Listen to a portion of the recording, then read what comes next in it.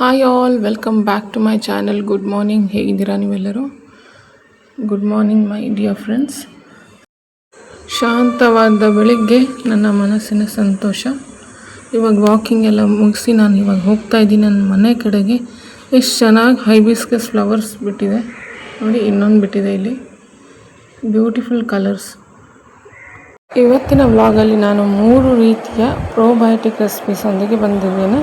ನಮ್ಮ ಅಜ್ಜಿ ಮಾಡುತ್ತಿದ್ದಂತಹ recipe, ನೊಸ್ಟಾಲ್ಜಿಕ್ recipes ಜೊತೆಗೆ ಬಂದಿದ್ದೇನೆ. ಲೆಫ್ಟ್ ಓವರ್ ರೈಸ್ ಅಂದರೆ ವೈಟ್ ರೈಸ್ ಅಲ್ಲ, ಇದು boiled rice. Leftover white ರೈಸಿಂದ ಯಾವಾಗಲೂ ಸಾಮಾನ್ಯವಾಗಿ ಚಿತ್ರಾನ್ನ ಇರ್ಬೋದು, ಪುಳಿಯೋಗರೆ ಇರ್ಬೋದು, ಅಥವಾ ಪುಲಾವ್ ಇರ್ಬೋದು, ಕರ್ಡ್ ರೈಸ್ ಆಗಿರ್ಬೋದು, ಫ್ರೈಡ್ ರೈಸ್ ಆಗಿರ್ಬೋದು, ಬೇರೊಂದು ಎಲ್ಲ ಥರದ್ದು ಮಾಡ್ತೀವಿ.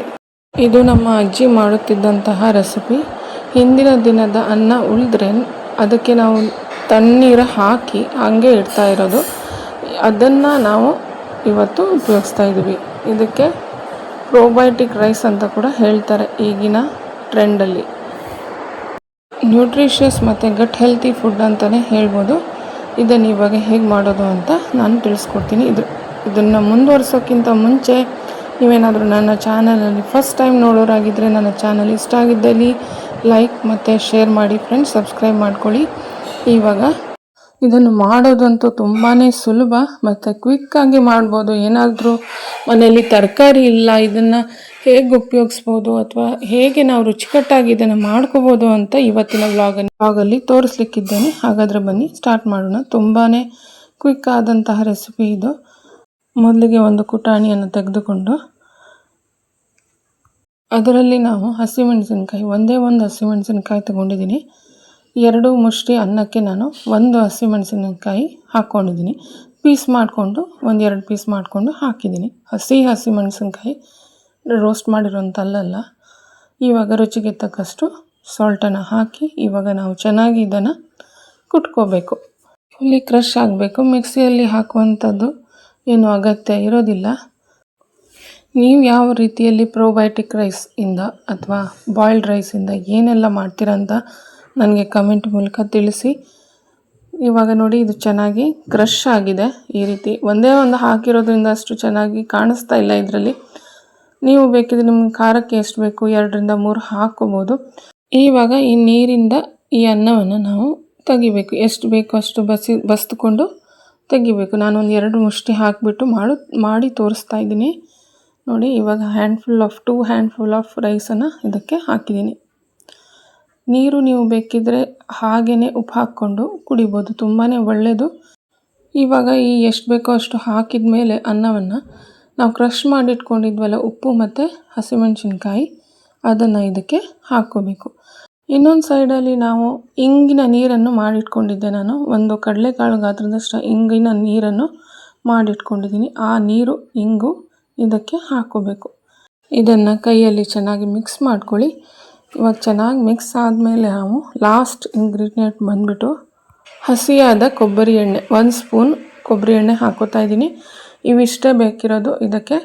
ನೋಡಿ ಎಷ್ಟು ಚೆನ್ನಾಗಾಗುತ್ತೆ ಅಂದರೆ ಈ ಕೊಬ್ಬರಿ ಎಣ್ಣೆ ಮತ್ತು ಇಂಗು, ಹಸಿಮೆಣಸಿನ್ಕಾಯಿ ಫ್ಲೇವರ್ ಅಂತೂ ತುಂಬಾ ಚೆನ್ನಾಗಿರುತ್ತೆ. ಖಂಡಿತನೇ ಟ್ರೈ ಮಾಡಿ. ಈಗ ನಾನು ಸರ್ವಿಂಗ್ ಪ್ಲೇಟಲ್ಲಿ ಹಾಕ್ತಾಯಿದ್ದೀನಿ. ಇದಕ್ಕೆ ಬೇಕಿದ್ರೆ ನೀವು ಉಪ್ಪಿನಕಾಯಿ ಜೊತೆನೂ ಕೂಡ ತಿನ್ಬೋದು. ತುಂಬಾ ಒಳ್ಳೆಯ ರೆಸಿಪಿ, ಹೆಲ್ದಿ ಕೂಡ ಹೌದು. ಇವಾಗ ನಾವು ಇನ್ನೊಂದು ರೆಸಿಪಿಗೆ ಕಡೆಗೆ ಹೋಗೋಣ. ಇವಾಗ ನೋಡಿ, ಸೇಮ್ ಮಿಕ್ಕಿರೋ ರೈಸಲ್ಲಿ ಮಾಡ್ತಾ ಇರೋದು. ಮೊದಲಿಗೆ ಒಂದು ಕಡಾಯಿ ಇಟ್ಕೊಂಡಿದ್ದೀನಿ. ಕಡಾಯಿಗೆ ನಾನು 1-2 ಸ್ಪೂನಷ್ಟು ಕೊಬ್ಬರಿ ಎಣ್ಣೆನ ತಗೋತಾ ಇದ್ದೀನಿ. 1 ಸ್ಪೂನ್ ಸಾಕಾಗುತ್ತೆ. 1 ಸ್ಪೂನಿಂದ 2 ಸ್ಪೂನಷ್ಟು ಕೊಬ್ಬರಿ ಎಣ್ಣೆನ ಹಾಕ್ಕೊಂಡಿದ್ದೀನಿ. ಎಣ್ಣೆ ಕಾದ ನಂತರ ನಾವು ಇದಕ್ಕೆ ಬೆಳ್ಳುಳ್ಳಿಯನ್ನು ಹಾಕಬೇಕು. ಬೆಳ್ಳುಳ್ಳಿ ನಾವು ಇಲ್ಲಿ ಪೀಲ್ ಮಾಡಿ ತೊಗೋಬಾರ್ದು. ಪೀಲ್ ಮಾಡದೇ ಇರೋವಂಥದ್ದು ಸಿಪ್ಪೆ ಸಮೇತವನ್ನು ಬೆಳ್ಳುಳ್ಳಿಯನ್ನು ತೊಗೋಬೇಕು, ಜಜ್ಜಿ ತೊಗೋಬೇಕು. ಈ ರೀತಿ ನೋಡಿ, ಈ ರೀತಿ ಹಸಿ ಬೆಳ್ಳುಳ್ಳಿಯನ್ನು ಇದಕ್ಕೆ ಹಾಕ್ತಾಯಿದ್ದೀನಿ. ಬೆಳ್ಳುಳ್ಳಿ ಸಿಪ್ಪೆ ಸಮೇತ ತೊಗೊಂಡ್ರೆ ತುಂಬಾ ಒಳ್ಳೆ ಫ್ಲೇವರು, ತುಂಬಾ ಅರೋಮ್ಯಾಟಿಕ್ ಆಗಿರುತ್ತೆ. ಇವಾಗ ಇದನ್ನು ಬೆಳ್ಳುಳ್ಳಿಯನ್ನು ಚೆನ್ನಾಗಿ ಹುರಿದುಕೊಂಡು ಇದಕ್ಕೆ ನಾನೀಗ ಕೆಂಪು ಮೆಣಸಿನಕಾಯಿಯನ್ನು ಹಾಕ್ತಾಯಿದ್ದೀನಿ. ಕೆಂಪು ಮೆಣಸಿನಕಾಯಿ ಅಂದರೆ ಬ್ಯಾಡಗಿ ಮೆಣಸಿನಕಾಯಿ ತೊಗೊಂಡಿದ್ದೀನಿ. ನೀವೇನಾದರೂ ಬೇರೆ ಮೆಣಸಿನಕಾಯಿ ಉಪಯೋಗಿಸಿದ್ರೆ ಕೆಂಪು ಮೆಣಸಿನಕಾಯಿ, ಗುಂಟೂರು ಮೆಣಸಿನಕಾಯಿ ಆಗಿರ್ಬೋದು, ಅದನ್ನು ಕೂಡ ಇಲ್ಲಿ ತಗೋಬೋದು. ಬೆಳ್ಳುಳ್ಳಿಯನ್ನು ಹಸಿ ವಾಸನೆ ಹೋಗೋವರೆಗೂ ನಾವು ಚೆನ್ನಾಗಿ ಹುರ್ಕೊಬೇಕು. ಸ್ವಲ್ಪ ಗೋಲ್ಡನ್ ಬ್ರೌನ್ ಆಗೋವರೆಗೂ ನಾವು ಹುರ್ಕೊಂಡು ಅದಾದಮೇಲೆ ನಾವು ಇವಾಗ ರೆಡ್ ಚಿಲ್ಲಿ ಹಾಕ್ಕೋಬೇಕು.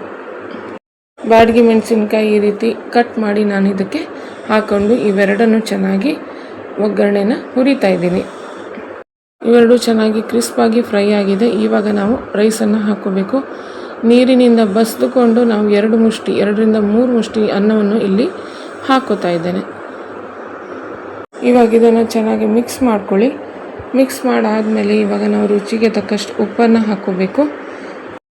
ಇದು ಚೆನ್ನಾಗಿ ಮಿಕ್ಸ್ ಆದಮೇಲೆ ಇದಕ್ಕೆ ನಾವು ಇವಾಗ ಕಾಯಿ ತುರಿಯನ್ನು ಹಾಕ್ಕೋಬೇಕು. ಕಾಯಿ ತುರಿ ನಿಮಗೆ ಎಷ್ಟು ಬೇಕೋ ಅಷ್ಟು ಹಾಕ್ಬೋದು. 2ರಿಂದ 3 ಸ್ಪೂನು ನಾನಿಲ್ಲಿ ಹಾಕ್ತಾ ಇದ್ದೀನಿ. ಸಣ್ಣಗೆ ಕಾಯಿ ತುರಿದಿದಂತಹ ಕಾಯಿಯನ್ನು ಇಲ್ಲಿ ಹಾಕ್ಕೋತಾ ಇದ್ದೀನಿ. ತುಂಬಾ ಹೆಲ್ದಿ ಆ್ಯಂಡ್ ಡಿಲಿಷಿಯಸ್ ರೆಸಿಪಿ ಇದು. ನೋಡಿ, ಇದು ಮಿಕ್ಸ್ ಆದಮೇಲೆ ಇವಾಗ ರೆಡಿ ಆಯಿತು ಇನ್ನೊಂದು ವೆರೈಟಿ ಆಫ್ ಪ್ರೋಬಯೋಟಿಕ್ ರೈಸ್. ತುಂಬಾ ಚೆನ್ನಾಗಿರುತ್ತೆ. ಗಾರ್ಲಿಕ್ ಫ್ರೈಡ್ ರೈಸ್ ಅಂತಲೇ ನಾನು ಹೇಳ್ತೀನಿ. ಇದಕ್ಕೆ ನಿಮ್ಗೇನು ಅನಿಸ್ತು ಅಂತ ನನಗೆ ಕಮೆಂಟ್ ಮೂಲಕ ತಿಳಿಸಿ. ಇದನ್ನು ಇವಾಗ ನಾನು ಸರ್ವಿಂಗ್ ಪ್ಲೇಟಲ್ಲಿ ಸರ್ವ್ ಮಾಡ್ತಾಯಿದ್ದೇನೆ. ಇದೀಗ 3ನೇ ರೆಸಿಪಿಯಲ್ಲಿ ಸೇಮ್ ನಾನು ರೈಸಿಂದ ಇನ್ನು ಮತ್ತೊಂದು ರೆಸಿಪಿಯನ್ನು ನಿಮ್ಮ ಜೊತೆ ಶೇರ್ ಮಾಡ್ತೀನಿ. ಇವಾಗ ಸೇಮ್ ಒಂದು ಕುಟಾಣಿಯನ್ನು ತೆಗೆದುಬಿಟ್ಟು ಅದರಲ್ಲಿ ಒಂದು ಚಿಕ್ಕದಾಗಿ ಹೆಚ್ಚಿರುವಂತಹ ಈರುಳ್ಳಿಯನ್ನು ಹಾಕ್ಕೋತಾ ಇದ್ದೇನೆ. ನೋಡಿ, ಈ ರೀತಿಯಾಗಿ ಹೆಚ್ಚಿಟ್ಕೊಂಡಿರುವಂತಹ ಈರುಳ್ಳಿಯ ಜೊತೆಗೆ ನಾನು ಖಾರಕ್ಕೆ ಅಂತ ಹಸಿಮೆಣಸಿನ್ಕಾಯಿಯನ್ನು 2-3 ಪೀಸ್ ಮಾಡಿಕೊಂಡು ಇದಕ್ಕೆ ಹಾಕಿ ಇವಾಗ ಚೆನ್ನಾಗಿ ಇದನ್ನು ಕುಟ್ಕೋಬೇಕು. ಏನು ತುಂಬ ಪೇಸ್ಟ್ ಆಗುವಂತಹ ಅಗತ್ಯ ಏನು ಇಲ್ಲ. ಈರುಳ್ಳಿ ಮತ್ತು ಹಸಿಮೆಣಸಿನ್ಕಾಯಿ ಒಂದುಗೂಡಿದರೆ ಸಾಕು. ನೋಡಿ, ಇಷ್ಟು ಸ್ವಲ್ಪ ನಿಧಾನವಾಗಿ ಮಾಡಬೇಕಾಗುತ್ತೆ. ಚೆನ್ನಾಗಿ ಈ ರೀತಿ ಕ್ರಷ್ ಮಾಡ್ಕೊಬೇಕು ನಾವು. ಇದು ಇವಾಗ ನೋಡಿ, ಈರುಳ್ಳಿ ರಸ ಎಲ್ಲ ಬಿಡೋದಕ್ಕೆ ಶುರುವಾಗುತ್ತೆ. ಹಸಿಮೆಣಸಿನ್ಕಾಯಿ ಎಲ್ಲ ಒಂದುಗೂಡಿ ಈ ಮಿಕ್ಸರ್ ಇವಾಗ ರೆಡಿಯಾಗಿದೆ. ಇವಾಗ ಇದನ್ನು ಸೈಡಿಗೆ ಬಿಡೋಣ. ಇವಾಗ ನಾವು 1ರಿಂದ 2 ಮುಷ್ಟಿಯಷ್ಟು ನಾನು ರೈಸ್ ತೊಗೊಂಡಿದ್ದೀನಿ. ಈ ನೀರಿಂದ ತೆಗೆದುಬಿಟ್ಟು ಈ ರೈಸನ್ನು ಇದಕ್ಕೆ ಹಾಕ್ತಾಯಿದ್ದೀನಿ. ನನ್ನ ಚಾನಲಲ್ಲಿ ನಾನು ರೀಸೆಂಟ್ಲಿ ಒಂದು ಪಿಕಲ್ಡ್ ರೈಸ್ ನನ್ನ ಚೈಲ್ಡ್ಹುಡ್ ರೆಸಿಪಿ ಕೂಡ ಒಂದು ಶೇರ್ ಮಾಡಿದ್ದೆ. ಅದನ್ನು ಕೂಡ ಚೆಕ್ಔಟ್ ಮಾಡಿ ಫ್ರೆಂಡ್ಸ್. ಮತ್ತು ಈ 2 ಮುಷ್ಟಿ ಅನ್ನವನ್ನು ತೆಗೆದುಕೊಂಡಿದ್ದೇನೆ.